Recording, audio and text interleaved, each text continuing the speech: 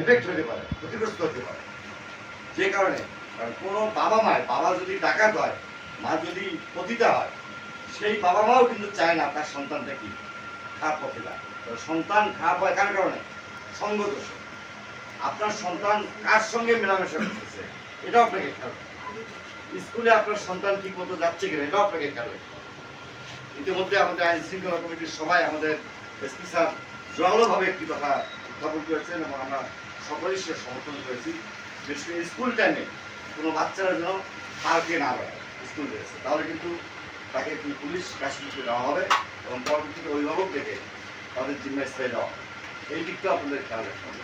আপনারা যারা এখানে উপস্থিত রয়েছেন অবশ্যই আমাদের সন্তানদের স্কুলে যায়, আপনারা স্কুলে খোঁজ দেবেন এবং সন্তানদের হাতে কোনো বাড়তির টাকা দেওয়ার চেষ্টা করবেন। যদি সন্তান স্কুলের অজুহাত দিয়ে বা কোনো অজুহাত দিয়ে যে 100 টাকা বা 200 টাকা চাচ্ছে, আপনারা বিশেষ করে গাইড করে নেবেন যে স্কুলে আসলে 100 টাকা বা 200 টাকা চেয়েছে কিনা। কারণ এই মাদক যে নেবে, মাদক নেওয়ার কারণ হচ্ছে টাকা। এই টাকাটা কিন্তু ছলে বলে কৌশল আপনার কাছ থেকে নেবে। এবং এখন এমন কিছু মাদক রয়েছে যেটা আপনি বুঝতেই পারবেন না আপনার ছেলের মাদক। ইয়াবা ট্যাবলেট, হেরোইন এবং ফেন্সিডিল, তিনটের যে ভয়ের একটি মাদক। এই মাদকগুলো গ্রহণ করলে আপনি প্রথম অবস্থায় প্রথম 2-1 বছর আপনি চিন্তাই করতে পারবেন না যে আপনার ছেলে মাদক। যখন তার পরিণতিটা